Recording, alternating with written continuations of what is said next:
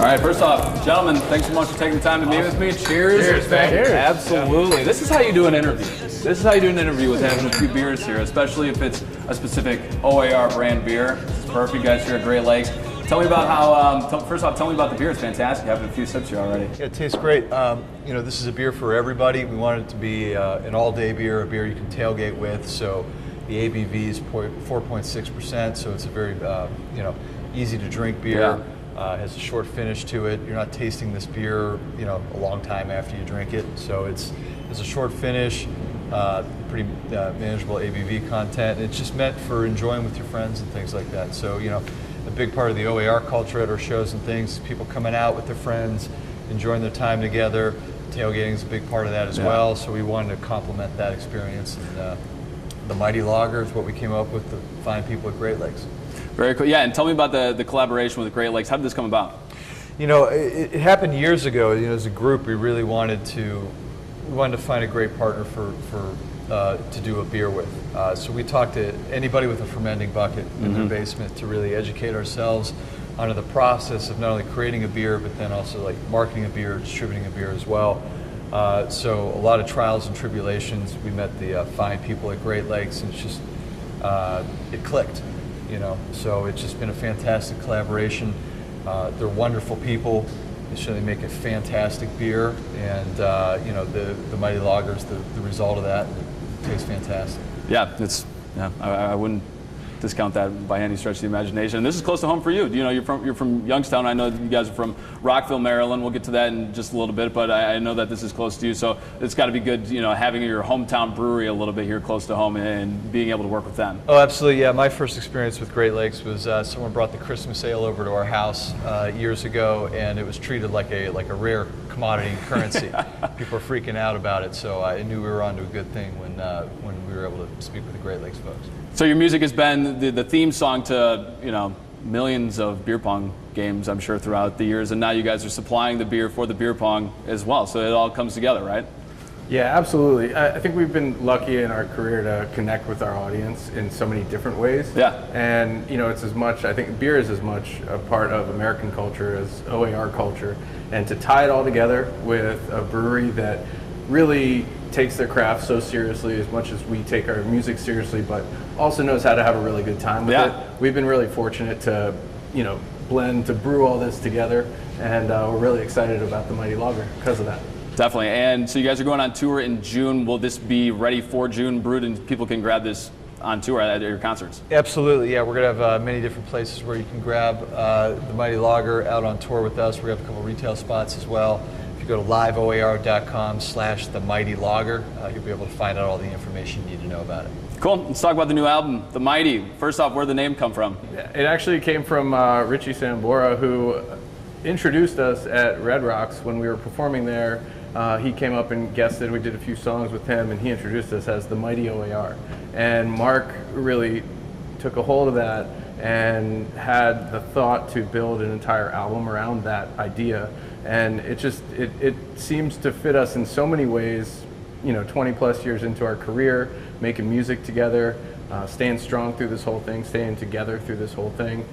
So yeah, the Mighty O.A.R. started with Richie, but really connects through us. Yeah, and you know, we're in spring, about to be in summer. You know, a lot of people, obviously it's spring, summer. I call it O.A.R. season because, you know, it's perfect time because, you know, it's starting to get nice outside, especially in the Midwest. The windows are down and you're playing some O.A.R. music. You know, it's that good time vibes. When you go to make an album, you know, you guys have a pretty signature sound. Is that just part of the DNA? Do you guys go to be like, all right, I want to make an uplifting song, or is there something that you throw out? It's like, all right, that doesn't necessarily fit the brand. That's a great question. You know, I think, you know, we can't help but sound like O.A.R. is probably the answer to that. But I think, you know, what we did on this record, maybe a departure from the last ones, is we leaned into each song and what we felt it really needed. Great example is that "Turn It Up Slow" is a song on this record. It's an 80s song. It sounds like a song that was created in 1980s. You know, we had John Hughes movies playing. 16 Candles was playing on the Nice. TVs as we were you know, writing and recording this tune. And instead of worrying about what we did in the past, we really focused on what the song needed and where we wanted to go with it for this one. So leaning in was really the key to this record. I was telling you early, California is definitely on the top of the list of the early summer jam. It's absolutely a jam. Is there a favorite song you guys have right now on the new record? You know, Austin, I'm with you. I think California is my favorite one. It's really everything I want to say as a parent wrapped up into a chorus. So that's my fave. Yeah, I'd go with Be Easy. It's a song that's kind of been in different forms with us for a while, and it's never kind of formulated to the version that it is now, and I'm really proud of the version that's on our record. Chris, Richard, jump in here. I'd have to say, oh my. I think that one sounds brand new. It feels brand new to me in a lot of ways. I'm excited to play that one live and see how the crowd reacts to that, different from what they've heard the studio version of it. And I know Richie likes Turn It Up Slow. Yeah, Turn It Up Slow is, you know, that genre of music was what I grew up on, and I love it, and I'm just thrilled that we were able to make a song pays ode to that. So this is the 9th studio album? It's the 9th. The 9th. What's the difference now? I mean, the first one came out in the 90s. What's the difference now of making an album, 20 years, been on the road, the whole deal, as opposed to when you were kids back in the 90s making an album? You know, I think, when so early on, you just have a kind of, there's an innocence to it because you don't know what you're doing, you're just doing it. You're not really thinking about it, you just experience it. So there's a real treasure in, there's just something special about that. Now I think it's confidence. We know who we are, we know what we want to do, we know where we're going, and this record, The Mighty, reflects that. Definitely. What do you enjoy more, making an album or touring? For me, touring. Yeah. For me, touring. And it's not to say that I don't like things about the studio, but I think what happens with the studio is people go, oh my God, you captured this magic. Or what is it like behind the scenes, it's a lot more of just staring at a computer screen these days with the WAV files, and you're just kind of like listening to a part over and over again and perfecting it or something like that. And what ultimately you end up with, hopefully, is the magic that you hear on record. But something about touring, there's still a spontaneous moment that can happen at any time through the night. Even if we played a song 10,000 times, we can always be like following, our singer, he takes a new direction, or Jerry starts playing something different on the sax, and we follow our muse. And that can happen at any moment. And that to me is like what makes live music so special. I think that's why people want to come back and see us time and time again, because they're not going to get the same thing every time. And what's so interesting about you, you guys are a true live band. You've been on the road, for years now at this point. And talking about that spontaneity, if you compare About Mr. Brown on, maybe live at Madison Square Garden, it's completely different to what it is on Rain or Shine in Chicago. So you kind of did a whole completely different song with the intro, if you can remember on that song. Is that something you guys talk about? Is that something you guys practice beforehand? How has that kind of evolved? It's a great question. I think one of the things I take a lot of pride in with our live shows is our songs constantly evolve. Even though we finished the album, The Mighty, you never really finish a record, you just turn it in.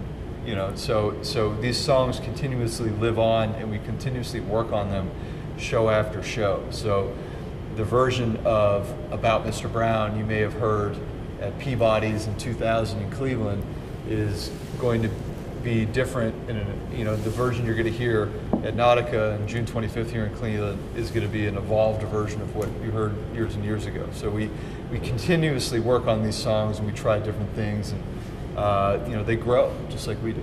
Yeah, but the difference though is that it's not unrecognizable from other versions. You're going to still hear what you like about that song. It just continues to evolve. It's just a variation. Yeah. Yeah, definitely. And so you guys are going on tour, 41 cities at last. That sounds about right. Still more to come. Yeah. It's closer to 45. At last count. So 40 plus cities, we'll say right now. You're coming to Cleveland June 25th. Tell me about touring. What's life on the road like with you guys? You guys are fun guys. Yeah, the phrase we use is summer camp on wheels. It really is. It's we get to see all of our friends and our fam. Everybody gets on those buses with us and goes out. And we have a good time together and just really enjoy each other's company and play great shows all summer. What's the difference between touring now and when you started back in the 90s?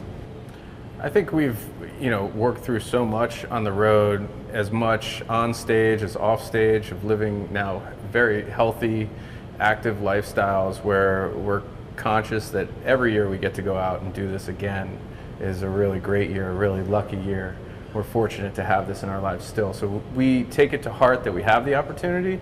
And I think when we were younger, we did, but not in the same way. We weren't so mindful of the healthy, like the aspects of keeping up with your health as much as the shows and everything. It's now like we're very mindful of being able to do it for another 20 years. So this is something I've always been curious about. Who picks the set list, and how do you guys pick the set list? It's a great question. So set lists. First one or the second verse? So it always changes? Yeah. So set lists are like snowflakes. No one is the same as the next one at an O.A.R. show. And so our singer Mark Roberge will painstakingly write out a list of 20-some songs, and we'll contribute to that and add ideas and things. We'll have sound check experiences. We'll take feedback from the audience. We'll listen to Twitter and our social media, and we'll take all of these ideas and put them into a beautifully crafted set list. And then by the third song, that just goes out the window, and we do whatever we feel. But not necessarily in that way, but we gauge and we react to the audience and what's happening. So even though there's a list of songs written on a piece of paper, we're listening to the audience the entire time. So if the audience wants something else, and we feel that we're not afraid to make a left turn and go in a different direction. Okay. One thing that I've always wondered about on Rain or Shine, I think this first night, you hear people screaming for City on Down, City on Down, City on Down. You never played it for them. Is that kind of a pet peeve if people just keep continually screaming for it? That's people. You hear it once. Normally, Mark or singer will acknowledge and go, "I got you." And then if you continue to do it again and again and again, this experience is about everybody in the room, not maybe just one individual. But at the same time, we appreciate that passion and things. We appreciate the people that call out the songs, whether they're in the audience or whether they're on social media, whether they scribble a sign on the back of a cardboard box in a Sharpie, or whether they, bedazzle it with a bunch of glitter. We appreciate it all. You guys are from, three of you guys, plus Mark, from Rockville, Maryland. I know that you're obviously from Youngstown. We'll get to how you kind of got with the band just here real quick. But I know that you and Mark were part of the original 8th grade talent show. Benj and Richie, you guys came in a little bit later. Richie was there too. Oh, Richie was there too. I was actually in the audience that night watching them perform. What was it like watching them perform? It was loud. Yeah, those guys crushed loud. it. The Robert, I was too far away to heckle properly, but I tried. The auditorium, it was the gymnasium actually at Robert Frost Middle School in Rockville, and it's never been louder in there. It was just like crazy. It was just as loud as I think I can remember any concert ever being.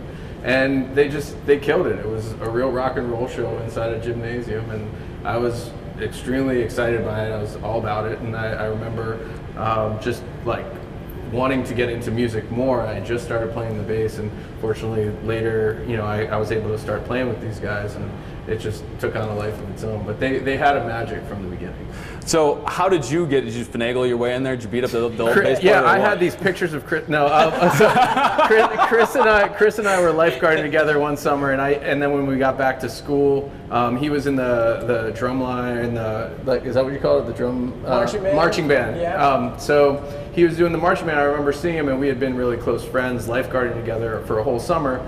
And I asked him, "Oh yeah, do you have a group you play with?" And he's like, "Yeah, but we haven't jammed in a little while." And I think we just got to talking about it, and we ended up playing. And then they invited me to be a part of what they had that was kind of not going on too much, but still a thing. And then we got shows like a week later. We were playing at Terrapin Station in College Park, Maryland, at University of Maryland. And when we got there, they were like, "You're too young to play here." We were like high school kids. We weren't even legally allowed to be in a bar. And they let us play before doors opened. And that was our first show, opening up for Mark's older brother, Foxtrot Zulu. Okay. Yeah, and a really great band that was, I think, as bands go, a mentor for us. They took us under their wing from the beginning. Yeah, that's awesome. Yeah. So you guys went to Ohio State with Mark. You met them at Ohio State. That's how you became in the band. Were you guys looking for a saxophone player, or did you just bust down the door and be like, hey, like Kenny G. I guarantee they were not looking for a second. But yeah, Mark was in my freshman orientation class. We got to run around together and things, and so I started moving speakers and sort of jamming at sound checks. And sound checks turned to a couple shows, which turned into a record, which turned into all of it. So yeah, it's been a great ride. It's kind of by happenstance.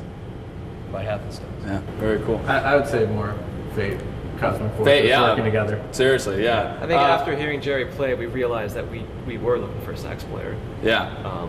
And that's how big of a part of the band he became. Here in Cleveland, how has Cleveland helped? I don't know, we talked early on that this is one of the, maybe not the first market, but one of the first markets to play you guys on the radio. What was that like?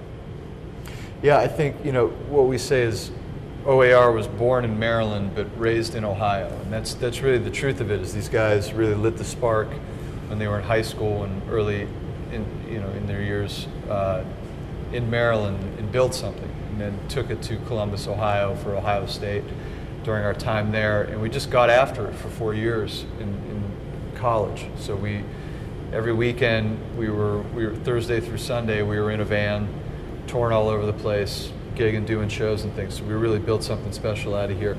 Cleveland was one of the first cities where we went to that really reacted and had something special going.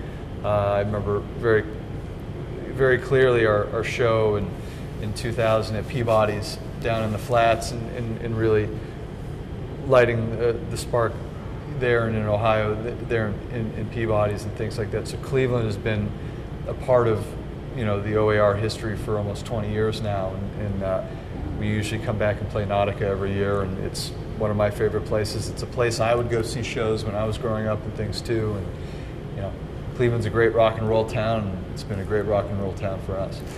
Benj, I got this picture of you on Instagram. Oh, good Lord. Oh, that's good. What's going to happen? Forward to that. Oh, it's not too bad. Okay. Can we see this outfit, these swim trunks? Yes. Oh, I know what picture this is. On tour. Oh, It's not yeah, too bad. yeah. You're such a hipster. Like, I you're know. still in stuff. I was very counterculture back seriously, then. That was at yeah. Springfest in '99 at Mirror Lake, and I don't know what I was thinking. You look like you belong at Coachella. Like, Yeah, right now. yeah, I was ahead of Coachella by a few years. Yeah, nice. That's real. Yeah. I always think that. You see that, I'm like, you belong at Coachella, like right now. Well, thank you. That's funny. All right, Benj, one more question for you. Sure. So this has to go with weirdest fan interaction with you, and it's inspired from a story that I chickened out on something, because I saw you at a bar in Los Angeles, and I was about to go up to you. You had your wife, and I think you were with another couple or something like that. And I was with my parents. I'm like, oh, that's Benj from O.A.R. They're like, oh, go say hi to him. And I'm like, no, I'm just too nervous. But that's inspired. So what is the weirdest fan interaction you've ever had? Because I was trying to avoid that. Oh man, honestly, I mean, I think some weird stuff has happened, like getting on the bus at night after a show, and people don't realize it's necessarily our home, away from home. Yeah. And we'll be on the bus, hanging out, like decompressing from a show, and somebody inevitably once in a while doesn't lock the door, and somebody who we have no idea who they are just walks right on. Can I get a beer? Like, no, you should probably get going. Like, that's pretty weird as far as I'm concerned. Like, I would never walk into somebody else's house. Boundaries. Yeah, like, know your boundaries. I mean, we're always happy to see anybody who supports us, but for them to walk onto the bus in the middle of the night is a little odd. You guys got anything? Signing someone's prosthetic. Yeah. Oh, there you go. Prosthetic. Yeah. Okay. I think we were at a meet and greet. We were sitting down, and people come up, shake hands, say hello, talk to them for a little bit, and then turn to the next person, and there's a prosthetic leg. I think it was a leg. Yeah, it was. Puts it on the table. Will you please sign my leg? That's pretty weird. Yeah. Yeah, that's way weirder than mine. That's weird. Yeah. Definitely. Jerry, I saw you guys playing in Chicago one time. I think it was 2013. I want to say it's one of the last songs of the night. You get pelted with a beer or a cup of something, and like a boss, flip off whoever threw it to you. That Sounds was about awesome. right. That was awesome. Yeah. So, what's a pet peeve you guys have on stage? Pet peeve on stage. That's a good question. Let me think. What do I have? while you're thinking. Go ahead. What do you got? So I've got a list. I've got a whole list. Where do I begin? The scroll. Yeah. Well, so there's a really exciting moment in the shows now when we play a song we've had for a long time. That was a crazy game of poker. Yeah. People throw cards in the air. Cool. The peeve, is that people sometimes don't just throw them up in the air; they throw them at us. Yeah. And I think there's some kind of like relationship that they don't recognize. We're actually playing the song they want to hear, and if we get hit by a card in the eye or whatever, it's pretty distracting. Any It can paper mess up cuts? everything. We've all gotten hit. It's really screwed up a few moments, and the peeve is just throw them up. Like, be excited to throw them up, but not at us. Good public service announcement. Yeah. Throw the cards up. Listen, everyone. PSA: keep your cards to yourself. When did that start? When did the cards thing start? It's a natural, organic audience reaction to what we do. So that's probably the most charming thing about it is we have really nothing to do with it other than we play the song and people react. So that was their evolution of that reaction. Nice. Favorite song to play live? Rich, you want to start? Yeah. We haven't played it live yet, but Turn It Up is going to be my favorite song to play live. Nice. Turn it up, baby. I don't know. It's a tie. I always used to say About Mr. Brown. That one for me was like the most just kind of like quintessential thing where it had an old school sound, but we somehow kept it new. And we always mentioned that it was dedicated to a buddy of ours who passed away when we were younger. It was his favorite song. And it's just weird. It's one of those things. No matter how many times we play the song, or as soon as we say this one's for Mike, it just brings me right back to a time and place that's like, it's just, when you smell something and it takes you right back, and you taste something, it's that, 100%. But I will say there's something about playing Crazy Game of Poker that you would think would be maybe our least favorite just because it's the most expected kind of a thing. But as soon as that first note plays and you see the crowd light up, like their eyes just react, that to me, it doesn't get old. That just has to be my favorite thing. That's cool. Do you want us to keep going with all these? Yeah. If you want, I don't care. Yeah, I really enjoy a song called 5250. It's a song with a really kind of like up and down musical journey, a lot of different feels and I guess kind of genres of music within the song. And it gets really crazy and intense at the end, and then it calms down and it goes out really mellow and feel good. Jerry has a nice sax part at the end that I always love playing too. And it's just, I think those kinds of songs also are my favorite, where there's a journey to it. It's not just, one kind of feel throughout the whole thing. I enjoy the changes. Nice. Mine would be Night Shift. Not every song works in every slot in a set list, except for Night Shift. You can open a show with it, you can be in the middle, you can close with it. Always works. Most underrated O.A.R. song? I got a good one. Fire away. The original version of Getaway. The slow Getaway. That for me. That was originally slow? Yeah. But it's not slow like a ballad. Yeah. It's slow like an old Marley reggae vibe, as Okay. opposed to up-tempo City on Down kind of a song. And that, to me, that's just the vibe. We could just play that song and have it go for 25 minutes long, and I wouldn't stop my head bobbing. Yeah. No one else agrees. Or we'd be playing it. I'm not even going to say anything else because I would say that is the most underrated. All right, Jerry, I know you're a Browns fan. Last question here. How many wins do you think the Browns are going to have this year? I was on Barstool. I think I went 12 or 13-0. I think it was or 13 wins, not 13-0, but 12 or 13 wins, which is a bit bullish. Yeah. But I'm going to stick with it, man. Let's go. Okay. Yeah, we're going double-digit wins. All right. Yeah. Nice. Cool. Gentlemen, thank you so much. I really appreciate it. Cheers, Austin. Thank you, buddy. Guys. Great to Appreciate have it. you. Loving the beer. You can tell that I like the beer. Enjoy it. Yeah, it's almost gone. We'll Get you another one. We're behind. Yeah. Yeah, thank you. Nice.